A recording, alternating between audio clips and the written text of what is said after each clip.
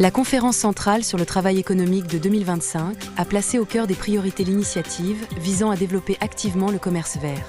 Les dernières données en attestent. Les exportations chinoises de produits de haute technologie ont progressé de 13,2% sur un an en 2025, reflétant une amélioration de la structure des exportations et une montée en puissance de l'innovation des entreprises. Récemment, la première ligne de production AMOLED de 8,6e génération du pays a été mise en service en avance sur le calendrier prévu. Elle illustre parfaitement comment les entreprises chinoises s'appuient sur la technologie pour dynamiser la croissance du commerce vert. La ligne AMOLED de 8,6e génération de BOE est une première en Chine et compte parmi les premières au monde dédiées aux écrans de taille moyenne à grande. Grâce à une technologie FMM avancée, compatible avec les OLED flexibles et hybrides, elle présente des atouts majeurs en termes de taux de rendement, d'efficacité de production, de qualité des produits finis et d'efficacité lumineuse. Sa construction et sa mise en service impulseront une amélioration en cascade tout au long de la chaîne industrielle en aval. L'innovation technologique ne se contente pas d'insuffler un nouvel élan aux chaînes industrielles nationales, elle renforce aussi la compétitivité fondamentale de la Chine dans l'exportation de technologies vertes.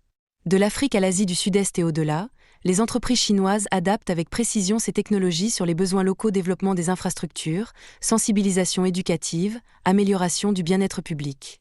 Ainsi, le commerce vert devient un levier essentiel du progrès régional.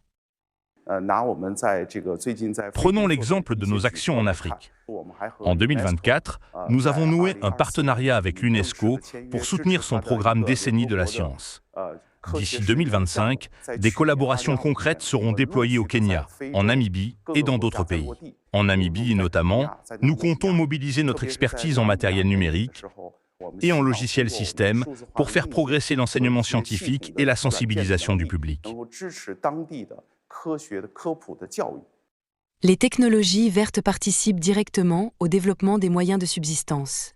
Leur grande adaptabilité permet des solutions flexibles et facilement déployables dans des territoires variés, élargissant ainsi les bénéfices du développement durable à un plus grand nombre de foyers.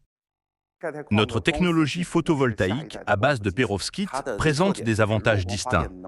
Un rendement élevé, même en faible luminosité, et la possibilité de produire des modules flexibles, légers, fins et même pliables.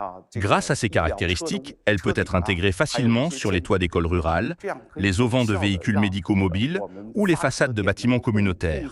L'énergie ainsi générée alimente efficacement l'éclairage, les appareils électroménagers et bien d'autres usages essentiels. Derrière l'expansion des entreprises se dessine une restructuration profonde de la logique de valeur du commerce vert. Les échanges ne se limitent plus à de simples transactions de produits.